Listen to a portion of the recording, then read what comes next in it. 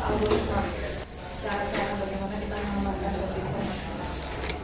Kalau ya karena kita fokusnya nggak security ya, bukan prodi keamanan ya. Soalnya kalau di yang lain, kriptografi ini tidak spesifik, sangat banyak. Berarti ya kita bahasnya contoh-contoh aja. Nggak usah mendetail semua algoritma, mesti kita pelajari secara umumnya saja. Ya. Kalau perlu algoritmanya, satu dua algoritma lah, nggak usah semuanya. Karena seperti karena dia 3SS sendiri, mungkin 3SS juga kurang ya kalau pakai segala macam sangat banyak. Jadi harusnya kita bukan prodi keamanan gitu ya.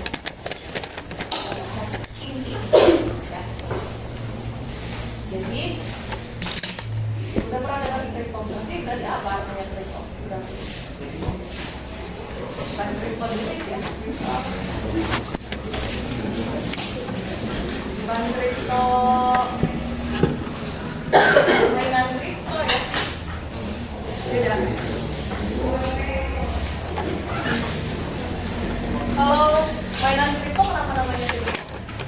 Uang koin banyak kan sekarang ya? Kenapa disebutnya main kripto?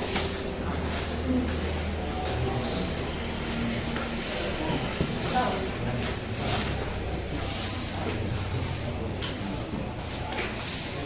Ini ya, kita cari tahu kenapa ini disebutnya kripto. Kita pelajari dulu kriptografinya supaya kalian paham. Nah, yang biasa ya di awal harus tahu dulu artinya kriptografi sendiri. Itu dari dua istilah, kriptos sama grafik. Kriptos itu secret, artinya rahasia, berarti ya. Grafiknya writing, berarti tulisan ya. Berarti kalau digabung jadi tulisan yang rahasia gitu ya. Intinya ya kalau informasinya mau aman, cuma pengirim dan penerima saja yang memahami, ya berarti orang lain nggak boleh tahu. Makanya identiknya sama secret ya, karena cuma si A sama si B, pengirim sama penerima saja yang boleh memahami arti informasinya. Jadi secret writing gitu ya. Kalau menurut si ilmuwan Schneier ini, kriptografi itu ilmu dan seni untuk menjaga keamanan pesan informasi ya. Jadi kalau menurut si Schneier, kriptografi itu selain sains, dia art ya, seni. Gimana seni kita, art kita untuk menjaga si informasi. Jadi harus kreatif mungkin gimana caranya membuat algoritma untuk menjaga keamanan pesan. Keamanan menurut kriptografi ini nanti kita bahas ya. Aman yang dimaksudnya itu seperti apa yang kita bahas. Nah kalau menurut Menes ini satu lagi ilmu yang mempelajari teknik-teknik otomatis ya. Kalau dia lebih ke penurunan rumusnya itu seperti apa ya, yang berhubungan dengan, nah di sini aspek keamanan kemarin apa aja banyak ya, CIA itu ada notification, ada lagi autentikasi ya. Selain CIA kan masih ada. Nah kalau di menurut si Menes ini aspeknya itu kerahasiaan apa? Aspek kerahasiaan sensitif, terus integrity, nah sama otentik, bukan sama bukan sama credibility, tapi A-nya di sini authentication. Di CIA juga, tapi A-nya di sini autentikasi. Menurut Menes ini tidak semua aspek masuk ke kriptografi, tapi kriptografi ini dia bisa mengamankan informasi dengan tercapai, aspek kerahasiaannya bisa tercapai, integritasnya tercapai, authentication-nya juga tercapai. Kriptografi bisa mencapai aspek-aspek yang menurut ya. Jadi kriptografi itu tools yang memang tools alat yang sangat penting dalam dunia keamanan siber ya, Indonesia ya, sangat penting ya, bahkan mungkin inti dari cyber security ya kriptografi ini. Oke, dari pengertian aman ya. Kita lanjut. Nah tadi kita bicarakan di sini kalau menurut Schneier kan harus tujuannya menjaga keamanan. Nah, aman di sini gimana kalau dalam arti kriptografi? Ya, aman di sini tadi kan kalau menurut MS ada CIA, tapi A-nya adalah authentication. Ya, jadi kalau di kriptografi ya, intinya tadi untuk mengamankan informasi. Jadi apa sih di sini yang dinamakan aman dalam kriptografi? Nah, berarti aman di sini pertama kerahasiaan dari informasinya itu terjaga. Kalau informasinya kita online gitu ya, kirim online, itu kan pasti lewat jaringan ya. Berarti saat lewat jaringannya pun gimana caranya untuk menjaga kerahasiaan informasi tersebut. Atau misalnya kalian nyimpen informasinya di device sendiri. Di device kalau di laptop ada memorinya ya, ada di ROM-nya gitu ya. Itu juga dia gimana cara menjaga kerahasiaan. Jadi aman yang pertama adalah kerahasiaan dari informasi itu terjaga, baik dikirim melalui lalu lintas jaringan ataupun saat informasinya disimpan. Ya. Jadi istilahnya tidak boleh dimengerti sama orang-orang yang tidak paham. Kalau disimpan di laptop berarti cuma kita yang bisa paham. Ya, nah, kriptografi aman menurut kriptografi pertama itu. Kerahasiaan informasinya terjaga. Yang kedua berarti apa? Integrity.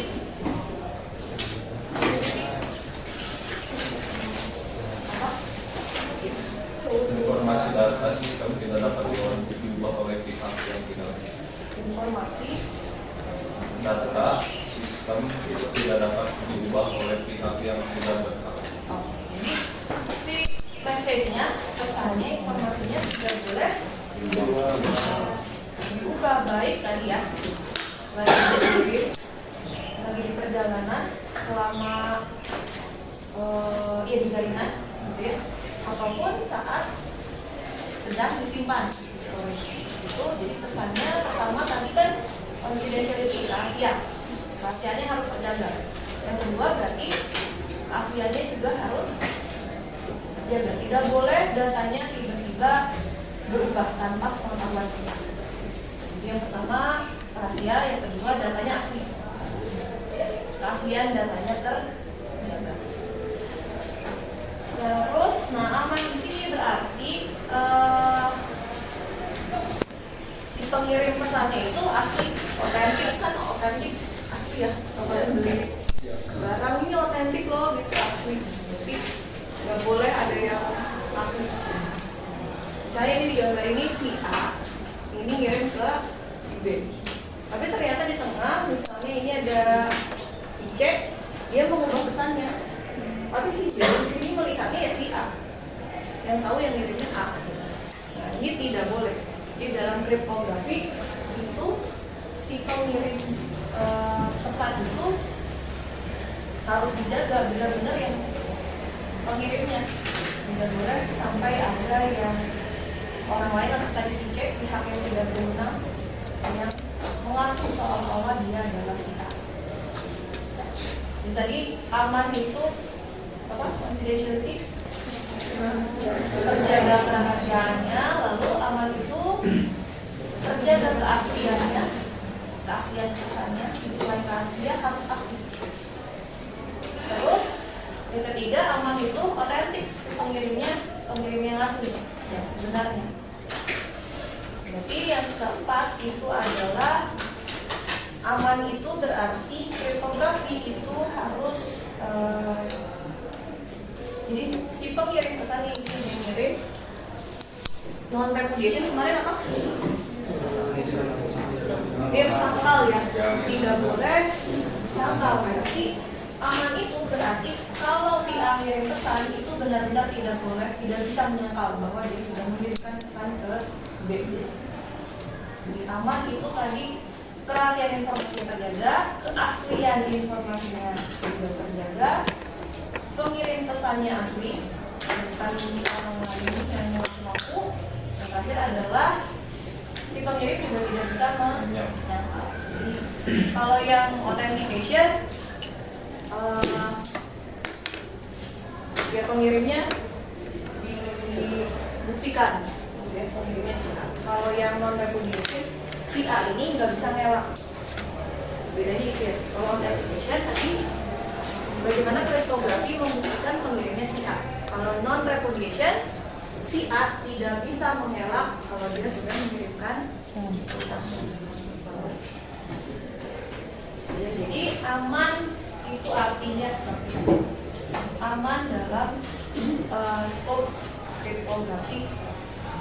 Jadi tidak semua aspek di sini digunakan, ya. Nggak ada variability. Karena di sini kita benar-benar bahasnya metode, algoritma, cara mengamankan informasinya. Kalau variability, ketersediaan itu lebih ke mungkin jaringannya, sistem yang didukung oleh keamanan. Ya, kalau kriptografi ini benar-benar yang menciptakan keamanan. Bayang ya? Bayang nggak ya? Kata-kata bayang. Bayang ya? Nah, itu arti aman. Berarti setelah kita mengetahui arti aman itu sendiri, berarti kriptografi harus punya layanan keempat aspek ini. Layanannya yang pertama berarti layanan menyediakan layanan bagaimana cara untuk menjaga kerahasiaan pesannya. Layanan pertama cara untuk menjaga kerahasiaan pesan. Karena tadi arti aman yang pertama adalah pesannya itu rahasia. Jadi layanan yang diberikannya caranya, cara untuk merahasiakan pesannya itu. Ya. Tadi confidentiality atau karena secret gitu ya, privacy, kita disebut juga privacy, atau bisa disebut juga secrecy.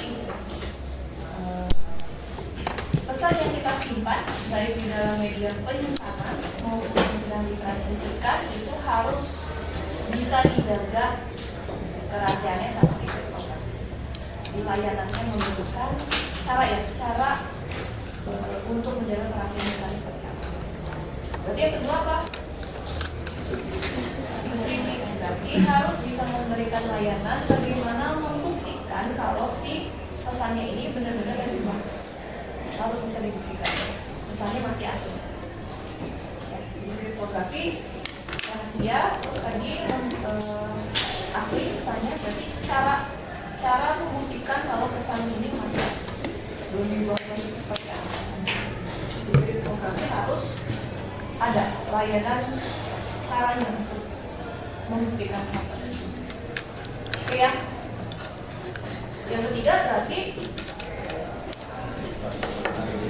authentication, ya. Pihak-pihak yang saling berkomunikasi tadi si A yang si B, B yang menerima pesan dari A. Ya. Berarti pihak-pihak yang berkomunikasi tahu kalau yang ngirimnya beneran A, yang menerimanya beneran B. Si A tahu sudah diterima oleh B, si B juga tahu kalau pesannya dari A beneran. Jadi kriptografi harus menyediakan layanan untuk membuktikan pengirimnya beneran A, penerimanya beneran B, dan diketahui sama dua-duanya. Sama pengirimnya diketahui, sama penerimanya juga diketahui sudah dikirimnya dari A ke B. mengetahui bahwa pengirimnya benar.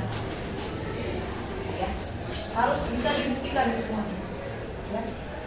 Yang terakhir yang disangkal, berarti tidak boleh saling menyangkal si A sudah, kalau itu lebih ke pengirim sebetulnya. Si A nya sudah mengirim. Gimana cara membuktikan bahwa kalau kalian dapat pesan ngelihat itu dari siapa enggak caranya? Ada nomor handphone saja. Nomor handphone itu yang menjadi identitas seseorang kan. Salah satu dari Mirsa. Ini nomor handphone kamu. Ini saya dapat dari nomor handphone kamu. Berarti kamu ini dong, gitu ya. Terima kasih. Dan itu adalah dari non-publication. Jadi si kriptografi harus bisa membuktikan bahwa pengirimnya si A dan tidak bisa disangkal. Oke ya, jadi aman pengertiannya dan layanan kriptografinya harus 4 aspek ini harus terpenuhi dalam. Oke, di sini bisa dipahami?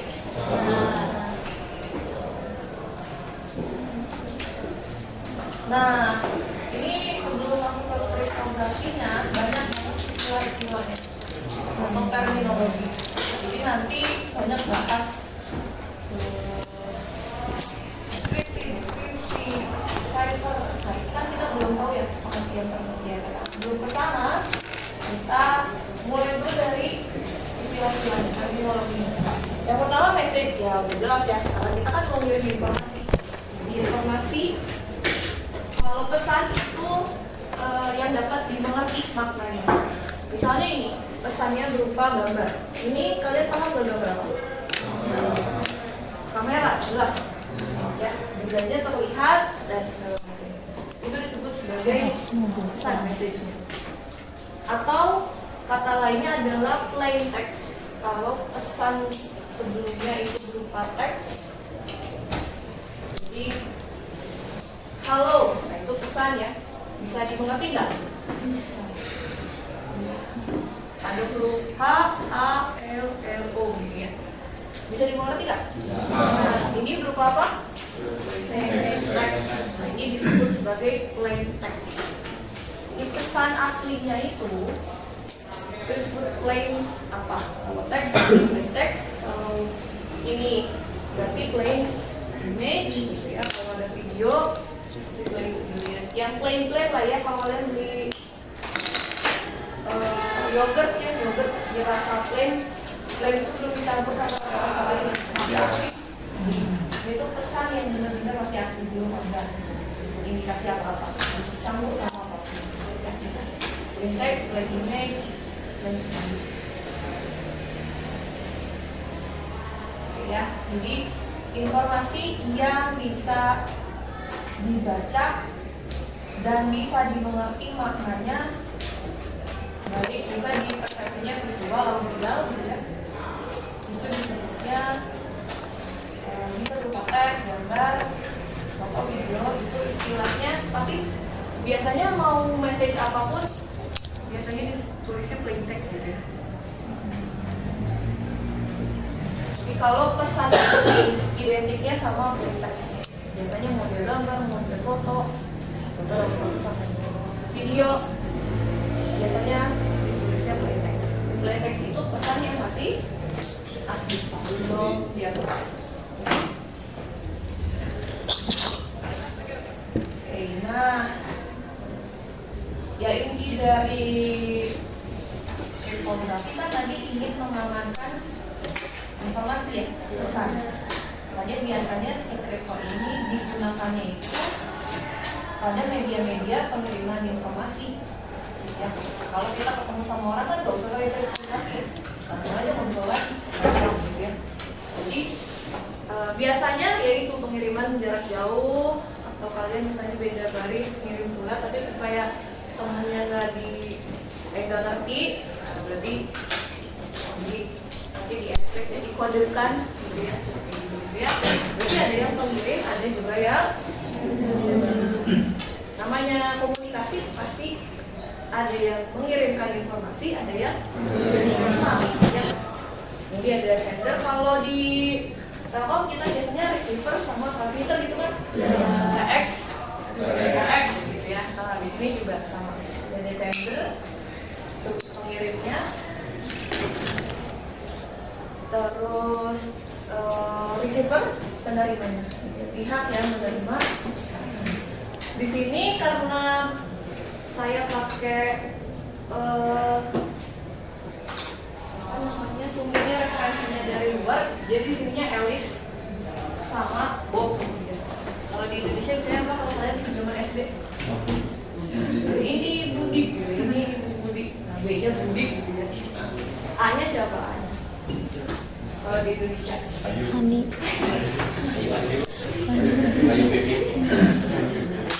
Ini Ani gitu ya. Ani. Benar lagi. Pasangannya sama Budi biasanya. Ya, jadi si A yang ngirim, B menerima. A, B-nya itu dijabarin jadi Alice, jadi Ani sama. Nah, tapi nggak melulu orang ya. Tidak melulu yang ngirimnya si Alice, yang ngirimnya si Bob.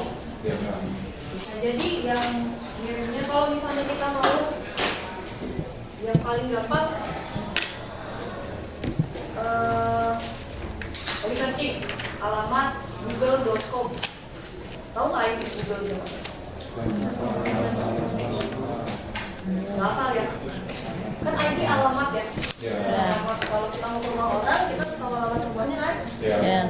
Kita padahal cuma nulis google.com, tapi bisa terhubung. Berarti ada koneksi antara device kita sama servernya kan? Iya, apa dulu deh.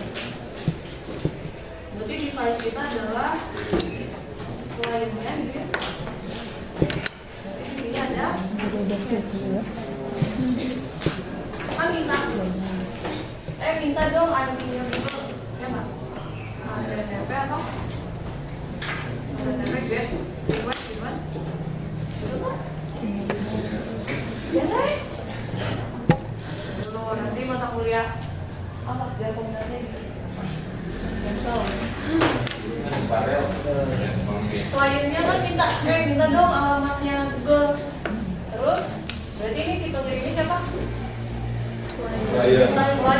Penerimanya server. Masih server balik nih. Oh ini nih IP-nya si Google.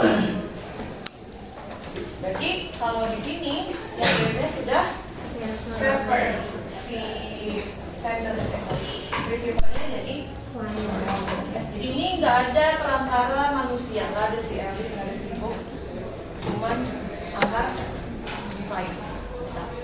Atau misalnya campurannya bisa mix, misalnya yang kirimnya manusia, yang nerimanya mesin misalnya. Device kalau kalian nelfon ke call center sekarang udah ini ya by mesin ya. Kalau langsung ke CS kan ngantri biasanya gitu ya. Mesinnya dulu mau kemana nih, urusannya apa gitu ya. Jadi itu dari manusia orang ke mesin ya, mesin lain.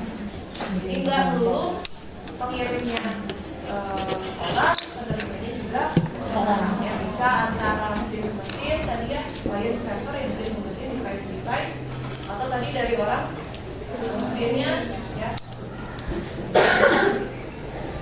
Sender sama receiver itu bisa macam-macam. Jadi tadi intinya adalah mengirimkan informasi dan menerima. Kayak gitu ya. Ini masih sangat mudah ya. Kalau ini namanya apa? Ini request. Ini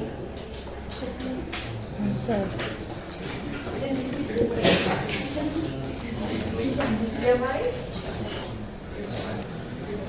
Ayo.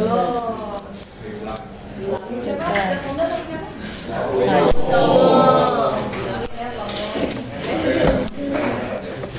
Apa mau balik lagi namanya?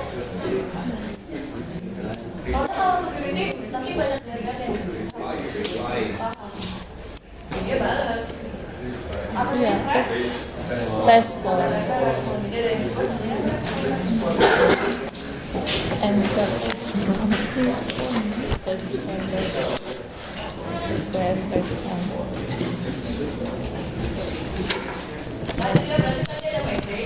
ada sender, ada receiver yang sekarang lanjut ke bacanya apa ini? Hypertext. Kalau mau Indonesia juga gak apa-apa ya. Nanti kalau kalian presentasi ngerti ya, nanti hypertext apa, hypertext apa yang gak apa ya, kan hyper begitu bahasa asing. Kalau hyper ya kita bahasa Indonesia, kita lihat penulisannya aja ya. Jadi jangan diketawain kalau misalnya yang bacanya hyper gitu ya. Apa sih hypertext? Nah kalau tadi apa ini apa? Plain text masih asli, masih plain, belum di apa-apain. Nah tadi kan supaya orang nggak ngerti, kita kode-kodein informasinya itu dikodekan, disebut sebagai cybertext. Ternyata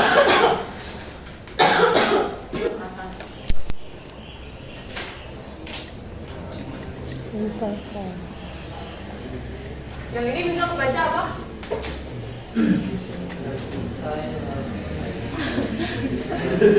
Lupa dengan bisa nggak baca ini? Ngerti nggak? Ini bukan, ini bahkan cuma simbol ya?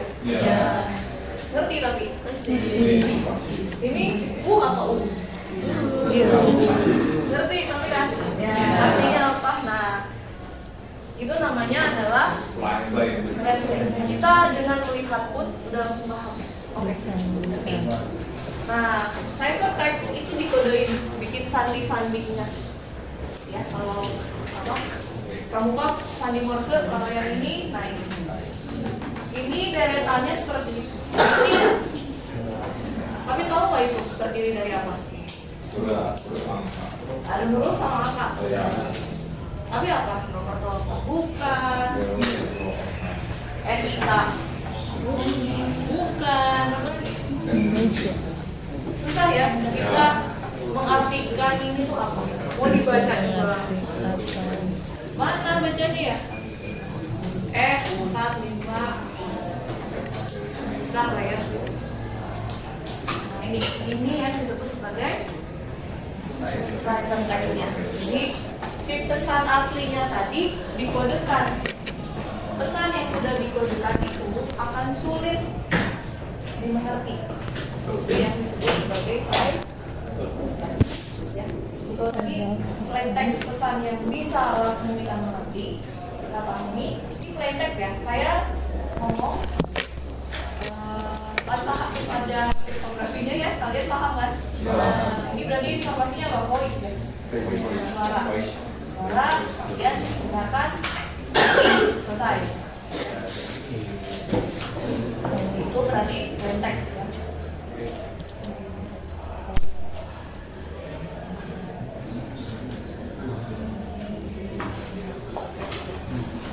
Ada ini juga contoh plain text.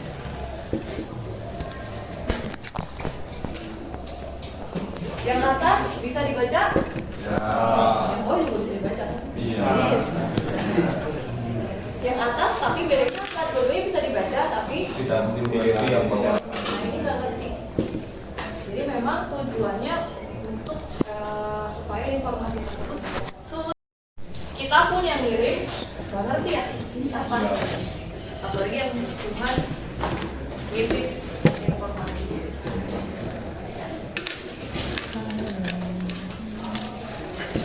Oke ya. Nah ini yang disebut sebagai, jadi yang atas namanya plain text, yang bawah namanya cybertext. Kalau video lihat ya, kalau image biasanya ada gambar, ada contohnya gambar tapi nanti jadi kayak bentuk pixel warna-warni gitu. Jadi nggak jelas ini jadi gambar kamera kan. Kalau cybertext-nya gambar bisa gambar kan biasanya terdiri dari beberapa pixel kan, kotak-kotak dari sini. Jadi setiap pixelnya dikasih warna biasanya.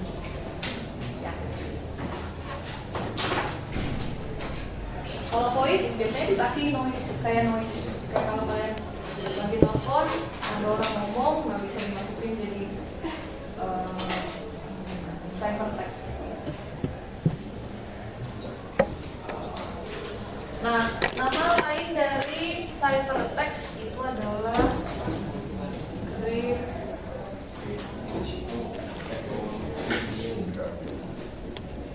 cryptogram. Jadi ada yang menyebutnya ciphertext, ada yang sebutnya juga cryptogram. Nama lain, jadi nama sama aja ya. Kalian mau nyebutnya ciphertext boleh, cryptogram juga sama. Jadi intinya adalah ciphertext ini tujuannya agar informasinya tidak dapat dimengerti oleh pihak yang tidak berkepentingan.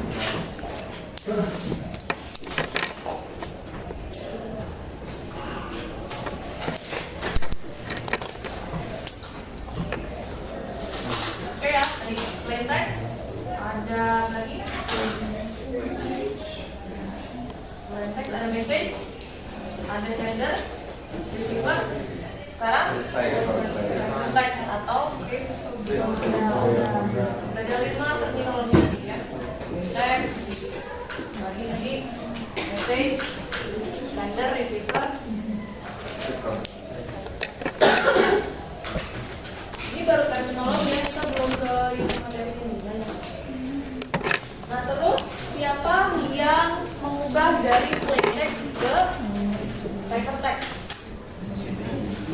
Disebut, nah itu enkripsi, dekripsi itu. Kalau enkripsi proses mengubah tadi pesan aslinya, ya diubah jadi sandi atau kode-kodenya, ya itu disebut sebagai enkripsi. Proses bagaimana mengubah pesan asli menjadi pesan yang sudah disandikan atau dikodekan. Itu disebut juga sebagai enciphering. Jadi supaya ketemu enkripsi ya lebih cepat ya. Enciphering lebih panjang jadi paling cepatnya encrypt.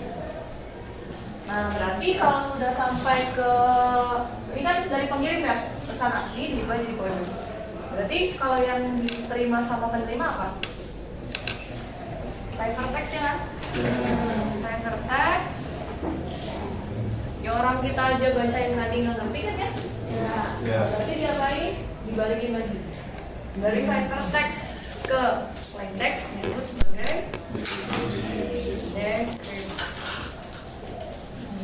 decryption. Proses mengembalikan ciphertext jadi ke plain text semula. D itu kan D itu menghilangkan. Crypt itu kalau kata itu apa? Crypt itu bisa. Berarti dia jenisnya apa? Plain text ya. Berarti kalau mengubah halo ini supaya nggak dimengerti, kan tadi kita berkirim surat nih. Berarti ada paposnya. Setidaknya misalnya paposnya nggak ngerti gitu ya. Terus kita pakai algoritmanya.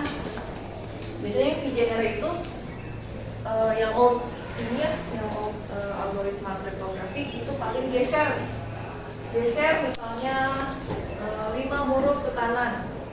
Berarti kalau H 5 hurufnya apa? I, H, L, M.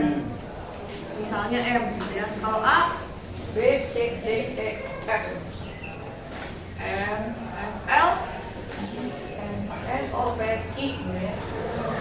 Q, ini Q juga. Kalau O, P, R, S, T. Nah, kalau seperti itu, ngerti nggak? Bacanya M, F, Q, T. Jadi kan langsung tahu.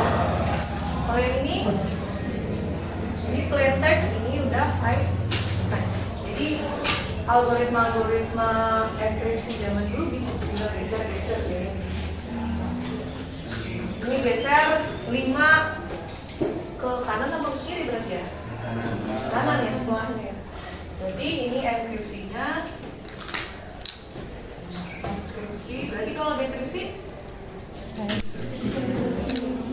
dari M, F, Q,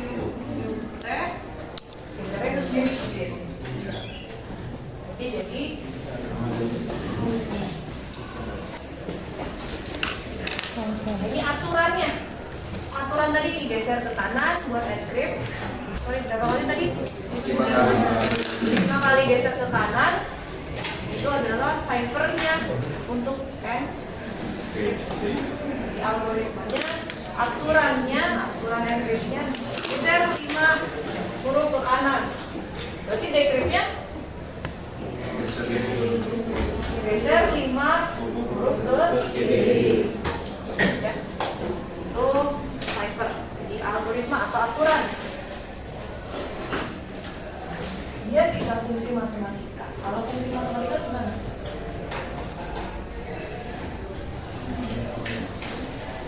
Geser kanan, fungsi matematika gimana? Enkripsi dari plain text gitu ya. Geser kanan berarti plain text ditambah tadi 5 ke kanan, 5 terus apa? Kita tadi ngomongnya apa? Geser kanan kiri itu apa? Abjad. Abjad itu ada berapa? 26.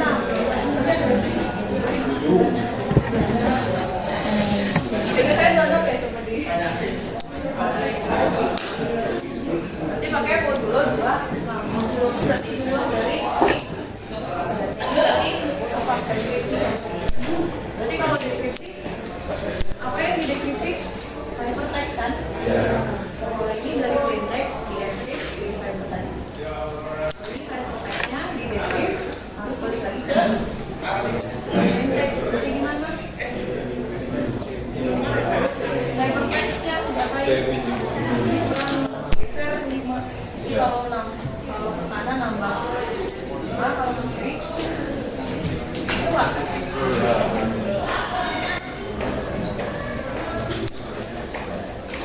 Cara matematisnya. Plain text-nya, kalau plain text ditambah, berarti kalau tambah kan setelah ya. H setelahnya I, J, K, L, M gitu ya. Kalau ini M, berarti dikurangi sebelum kan, sebelum M 5 huruf sebelum kan. Kalau itu saya lebih susah ya. M sebelum M apa? Jelas ya.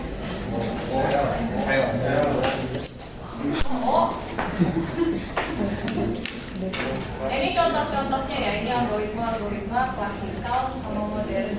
Oh, bisa juga disebut kriptografi yang klasikalnya.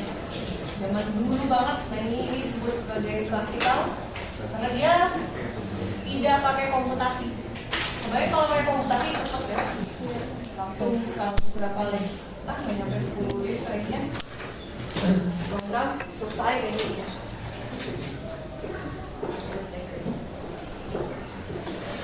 Sisa cipher, degenerate, infer itu biasanya yang tidak memerlukan komputasi. Kalau yang bawah 3 menit. Kalau nggak pakai komputasi repot. Des AS ini AS sekarang di TA sangat banyak yang pakai AS. Meskipun tidak bukan algoritma yang paling baru, tapi dia cukup lama kalau mau di-hack, mau di-decrypt itu cukup lama.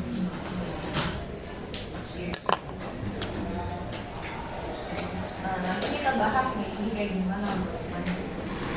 Sekarang kita baru bahas terminologinya. Aturan untuk enciphering dan deciphering atau encryption dan decryption.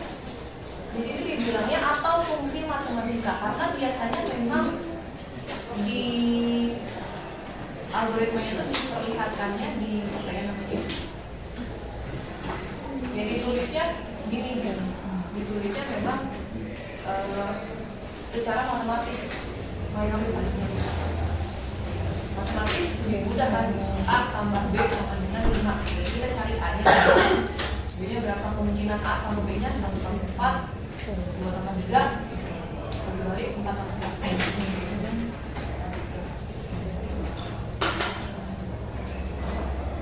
Oke, ini ya, ini untuk cipher. Lalu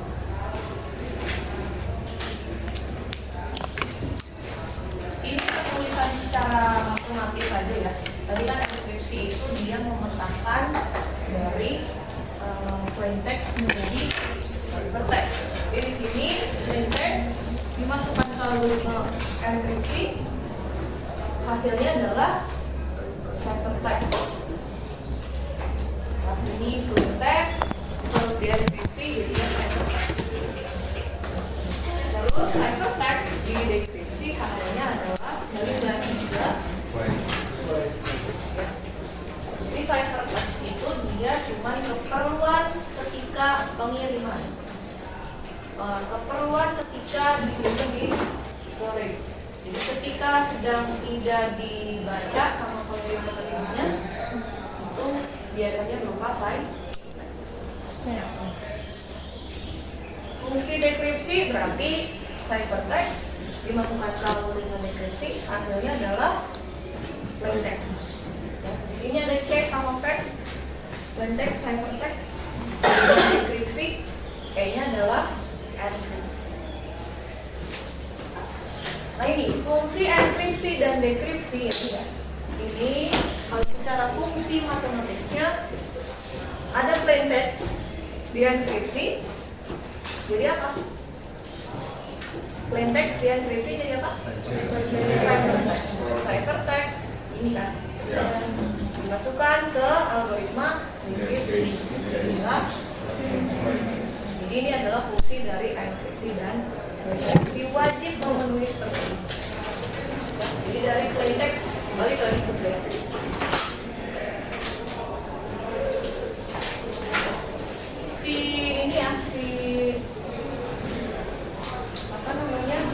Penyadapnya biasanya disebut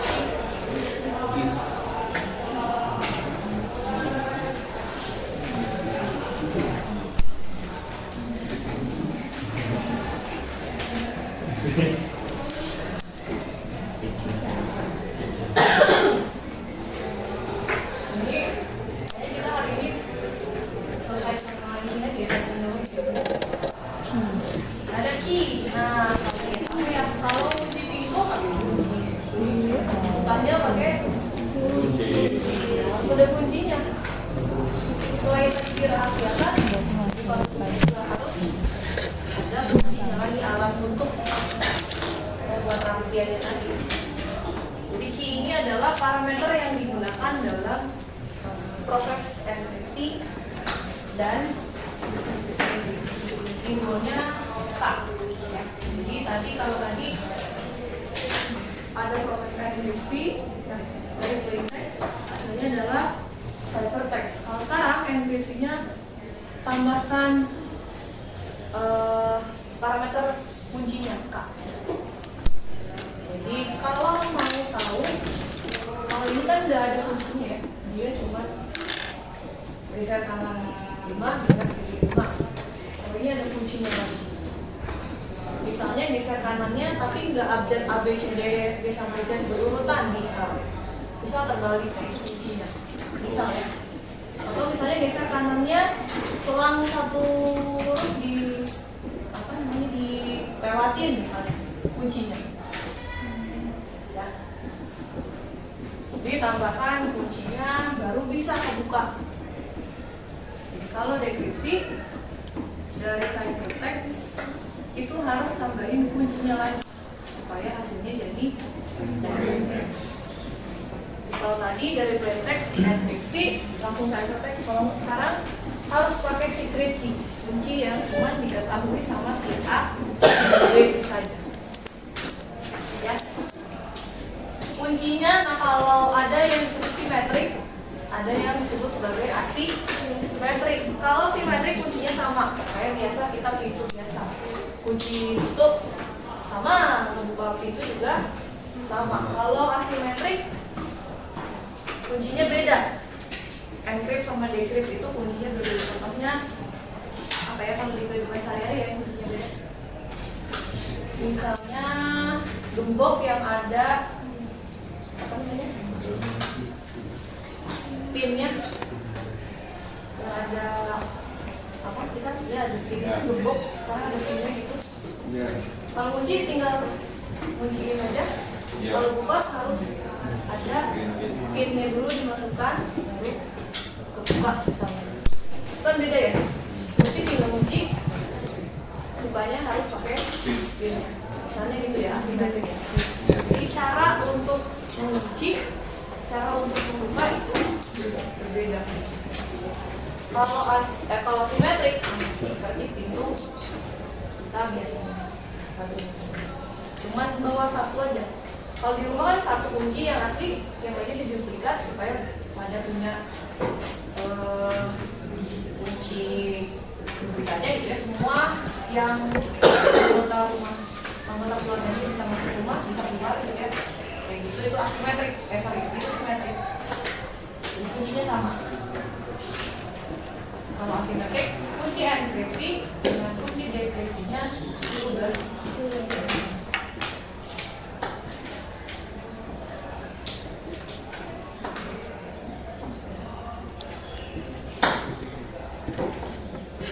Ada beberapa algoritma enkripsi dan dekripsi dia nggak punya kunci ya, contohnya ini sih, dia nggak punya kunci.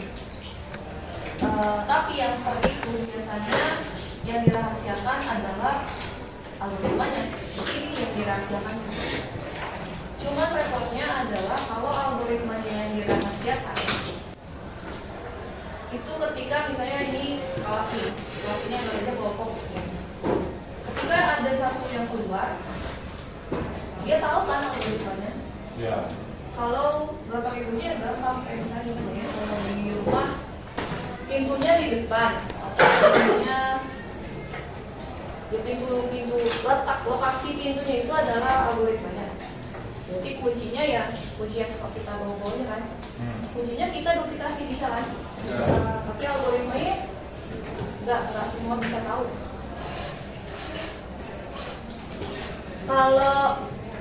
Kalau seperti itu ya, seperti ini tadi, kuncinya dia nggak punya kunci. Jadi nggak pakai kunci, algoritmanya yang kita hasilkan. Ketika dalam satu grup keluar ini gampang menunjukkan. Ya. Tapi, kalau sekarang biasanya kita yang rahasiain kan kuncinya. Kuncinya yang kita bawa kemana-mana, pin. Yang dirasain rahasiakan pinnya kan, bukan ATM-nya di mana kan. Semua orang tahu ATM di sini. Ya. Jadi algoritma untuk kriptografi itu sangat terbuka open.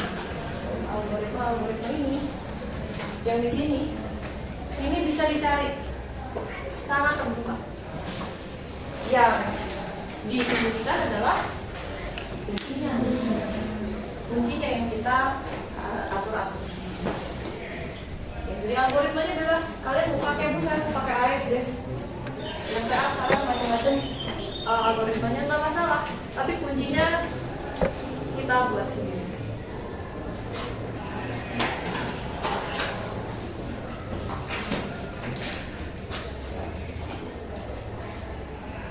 Oke, ini simetrik. Jadi simetrik bedanya sama asimetrik apa? Simetrik kunci enkripsi dan dekripsi sama. Kalau asimetrik kunci enkripsinya sendiri, kunci dekripsinya juga sendiri. Tapi tadi dari plaintext harus bisa balik lagi ke plaintext.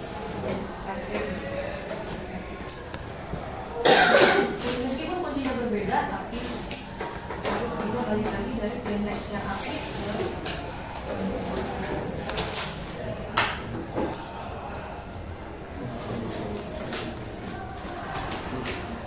nah ini sebetulnya ini ya apa namanya pohon ilmunya ya, breakdownnya begini.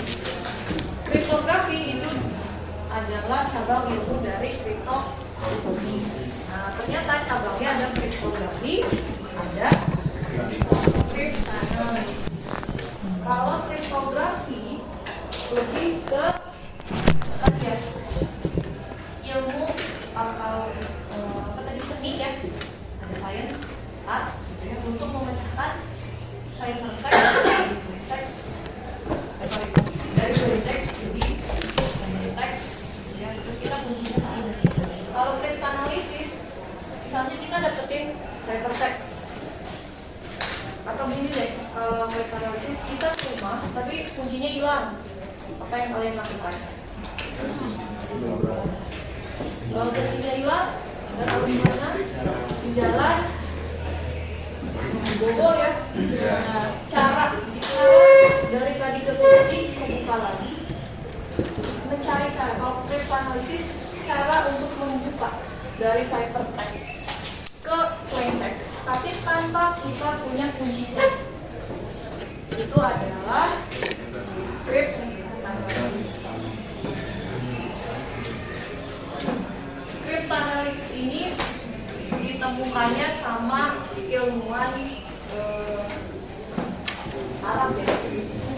Ilmuwan Arabnya,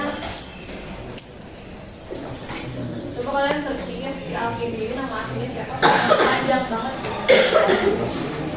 Kamu ya, kalau panjang lah pokoknya. Disebutnya adalah dia ini, jadi dia ya zaman dulu banyak ya, tadi perang apa segala macam, banyak enkripsi ya, banyak kode-kode, banyak banget. Dia ini si Al-Kindi ini dia mencoba untuk memecahkan enkripsi dari frekuensi kemunculan huruf-huruf Arab, itulah ya. Jadi dia menganalisis enkripsi dari kemunculan frekuensi kemunculan huruf Arab itu gimana ya? Arab itu kan alif, ba, ta, sa gitu ya. Kemunculannya frekuensi itu seperti apa? Dianalisis sama dia, jadi dari ciphertext dia bisa baca. Ada bukunya sangat ada bukunya untuk mempelajari itu.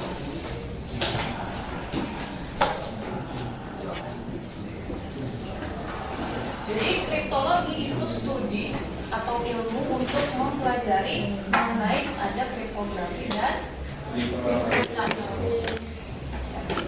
Kalau kriptanalysis tadi kebalikannya, dia dari ciphertext ke plaintext, tapi tanpa mengetahui kunci. Dia nyari-nyari dianalisis gimana nih cara bukanya ya, cara buka kuncinya. Kalau mungkin paling gembok yang ada pinnya, nah pinnya dicoba sama dia gitu ya. Itu kriptanalysis.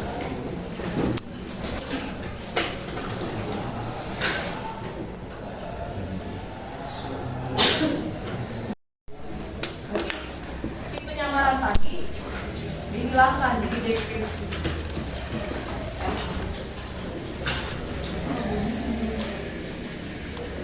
Ya, jadi encrypt, kalau encrypt dari plaintext ke ciphertext, kalau decrypt proses dari ciphertext ke plaintext.